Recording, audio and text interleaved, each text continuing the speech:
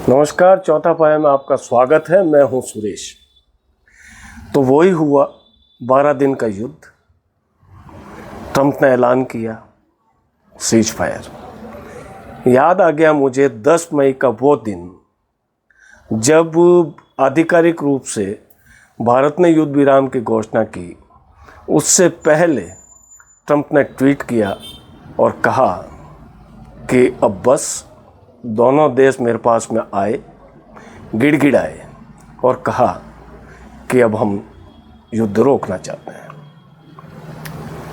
भारत ने भी ये ट्रंप का जो ट्वीट आया था ऑपरेशन सिंदूर में सीज फायर करने का, उसके लगभग 2 घंटे बाद में प्रेस कॉन्फ्रेंस में कहा कि कोई सीज फायर नहीं है, हमने अभी ऑपरेशन सिंदूर को स्थगित किया है। आज भी वही कहानी दोहराई गई।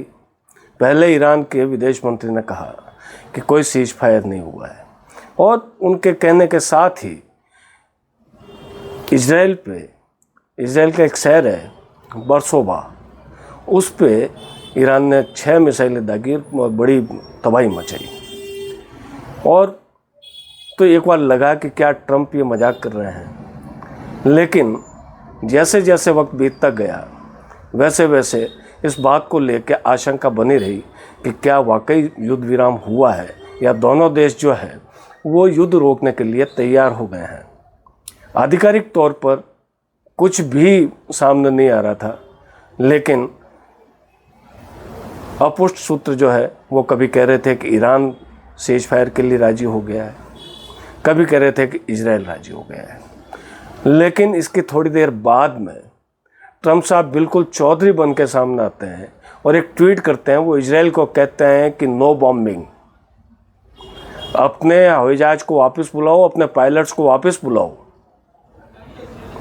तब तक ईरान की तरफ से कोई बयान नहीं आता है। लेकिन जो खबरों की दुनिया है, जो सोशल मीडिया है, वो आज पूरा दिन इसी पे आके ठहर जाती है कि क्या ट्रंप की बात मान ली गई है या ट्रंप की बात नहीं मान ली गई है। यह खैर ये तो एक घटनाक्रम था, लेकिन अगर हम ये देखें कि क्या ये युद्ध विराम वाकई हो गया है या जो इजराइल की जो शर्त थी, अमेरिका का जो दबाव था कि ईरान परमाणु हथियार नहीं बनाएगा, इस बात की पुष्टि होती है।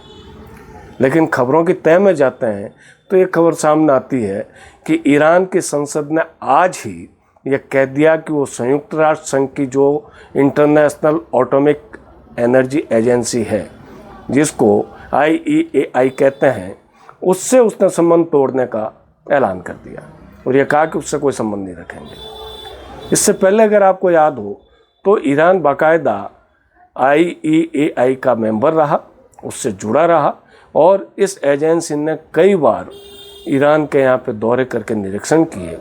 और इस बार जो झगड़े की जड़ थी वो यही थी कि ये खबर चली कि ईरान जो है वो परमाणु हथियार बनाने के कगार पे पहुंच गया, इसे रोका जाना चाहिए।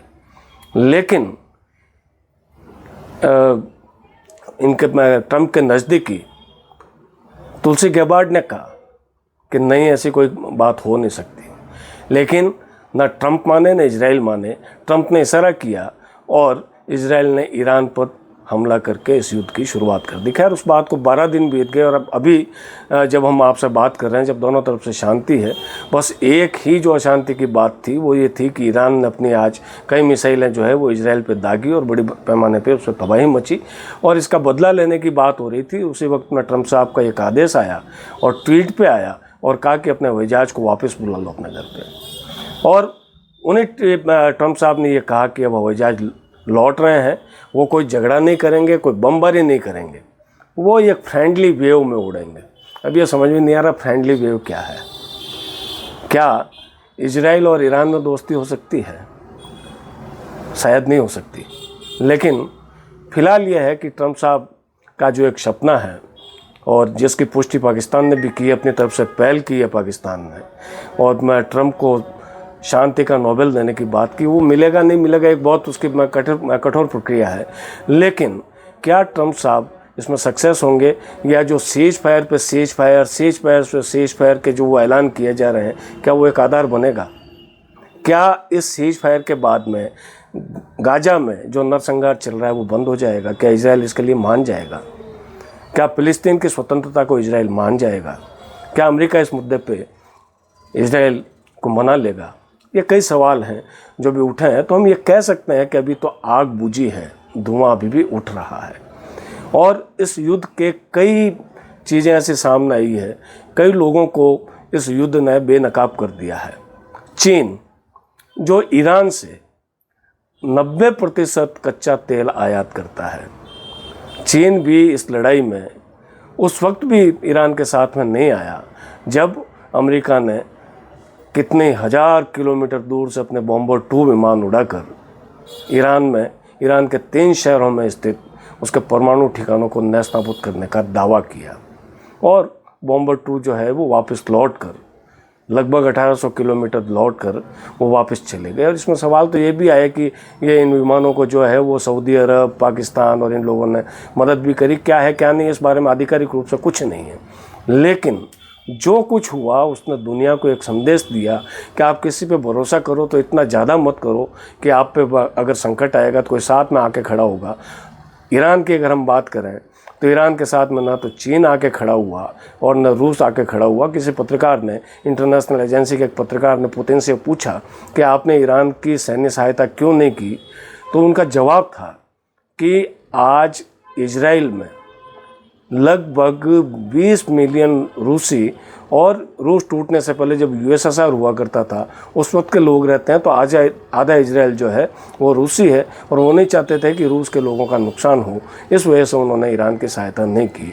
लेकिन आज अगर जब ज़रूरत पड़ती है, भारत के साथ हम भारत की बात करें तो भारत ने इस बार बिल्कुल तटस्थता का रवैया अपनाया है। पाकिस्तान ने तो निंदा कर दी अमेरिका के हमले की, लेकिन भारत अपने इस मुद्दे पर तटस्थ रहा। और भारत की एक ही चीज़ रही कि ये युद्ध का नहीं, ये बुद्ध का ज़माना है, युद्ध रुकना चाहिए। हालांकि इसको लेके विपक्ष के लोग जो है वो सरकार की आलोचना भी कर रहे हैं। और सोनिया गांधी ने एक अखबार में एक लेख भी लिखा जिसमें इस मुद्दे को लेके, ईरान के मुद्दे को लेकर सरकार की और भारत की विदेश नीति की आलोचना की गई। और ये घमासान तो खैर हिंदुस्तान की राजनीति में चलता रहेगा। लेकिन हमारे आज के इस एपिसोड में कुछ सवाल हैं कि क्या ईरान और इजराइल का ये युद्ध पूरी तरीके से ख़त्म हो गया है? क्या इस युद्ध में ईरान ने कोई गारंटी दी है कि वो परमाणु बम नहीं बनाएगा? हालांकि अमेरिका ने दावा किया है कि उसके परमाणु ठिकाने जो है वो बर्बाद कर दिए हैं, लेकिन अगर वो परमाणु ठिकाने बर्बाद हुए होते तो भी कहीं ना कहीं तो रेडिएशन की बात आती। लेकिन ईरान में आज 3 दिन बाद में किसी तरीके का रेडिएशन जो है ना तो कहीं दिखा है और ना ही इंटरनेशनल एटॉमिक एनर्जी एजेंसी ने इसकी कोई पुष्टि की है। सवाल नंबर 2, क्या ईरान की जो शर्त थी कि गाजा में नरसंहार रोकना पड़ेगा इजराइल को, क्या इजराइल इसके लिए मान गया है? इस सवाल का जवाब भी अभी सामने नहीं है। लेकिन कुल जमा ये है कि दुनिया ने एक चौधरी देखा है, एक व्यापारी चौधरी देखा है जिसका नाम है डोनाल्ड ट्रंप, जिसने शायद इस बात को ये तय कर रखा है कि जहाँ भी युद्ध होगा वहाँ पे वो जाएंगे और सीज फायर कराएंगे, चाहे वो रूस यूक्रेन की बात हो, चाहे भारत पाकिस्तान की बात हो, और अब ताज़ा बात जो है वो ईरान और इजराइल की हो। अब फिर भी ट्रंप की एक छवि अलग बात है। और आज दोपहर को तो उन्होंने एक बहुत आपत्तिजनक शब्द का इस्तेमाल भी किया। उन्होंने ऐप शब्द का इस्तेमाल किया कि इजराइल और ईरान दोनों नहीं जानते कि वो क्या कर रहे हैं। शायद वो इस बात को लेकर गुस्सा थे कि जब उन्होंने घोषणा कर दी कि सीज फायर हो गया तो फिर क्यों ईरान मिसाइलें दाग रहा है और क्यों जवाबी हमले के लिए इजराइल जो है वो तैयार होकर अपने हवाई जहाज को उड़ा रहा है। खैर, ट्रंप साहब हैं, दुनिया की सबसे बड़ी ताकत के मुखिया हैं। वो क्या हैं? वो व्यापारी हैं, राजनेता हैं। वो क्या हैं? वो अमेरिका के लोग ज़्यादा जानते हैं। लेकिन इस बात का अंदाज उन्हें भी हो गया कि जिस दिन उन्होंने ईरान पर हमला किया उस दिन अमेरिका के कई शहरों में हज़ारों की संख्या में लोग बाहर आए और ये उन्होंने कहा कि ये हमारा काम नहीं है। तो अभी देखते जाइए, इजराइल है, ईरान है, अमेरिका है, अभी कई इसके जो कॉन्सिक्वेंसेस जो है वो हमें देखने को मिलेंगे। कई इसके सकारात्मक और नकारात्मक जो है वो नतीजे सामने आएंगे। लेकिन एक बात तय है कि ईरान ने ये तो साबित किया है कि चाहे अमेरिका हो चाहे कोई और हो, वो उसके सामने झुकेगा नहीं, वो झुका नहीं। लेकिन इस बात से भी कोई इनकार नहीं कर सकता कि इस 12 दिन के युद्ध की त्रासदी दोनों देशों को बहुत भारी पड़ेगी। आज इजराइल की हम बात करें तो जिसका जो विदेशी कर्ज की जो दर है वो 1.5 है, जो किसी भी इकोनॉमी में जो है वो बर्दाश्त नहीं है। और अगर हम ईरान की बात करें तो ईरान में महंगाई की दर जो है वो 30% से ज़्यादा है। और यही कारण है कि ईरान के लोग जो है वो नाराज़ हैं अपनी सरकार से। अब ये देखना ये है कि जो अमेरिका ने कोशिश की थी और जो ईरान का जो पूर्व शाही परिवार जो अमेरिका में शरण लिए हुए है, वो लोगों से वो बार बार एक ये कोशिश कर रहा है मेगा नाम से, मेक ईरान ग्रेट अगेन। तो क्या मेक ईरान ग्रेट अगेन के पीछे कोई सत्ता परिवर्तन की कोई बात होगी या क्या कुछ होगा? ये बहुत कुछ जो है वो आने वाले दिनों में साफ होगा। आज तो हम ये कह सकते हैं कि फिलहाल ईरान और इजराइल दोनों की लड़ाई टली है और ये डोनाल्ड ट्रंप साहब की भाषा में सीज फायर है। ये कैसा सीज फायर है, इसका असर हमें आगे दिखाई देगा। हम इस मुद्दे पे और बात करते रहेंगे। तब के लिए नमस्कार। और आप सभी से एक निवेदन है कि कृपया हमारे चैनल को लाइक और सब्सक्राइब जरूर करें। नमस्कार।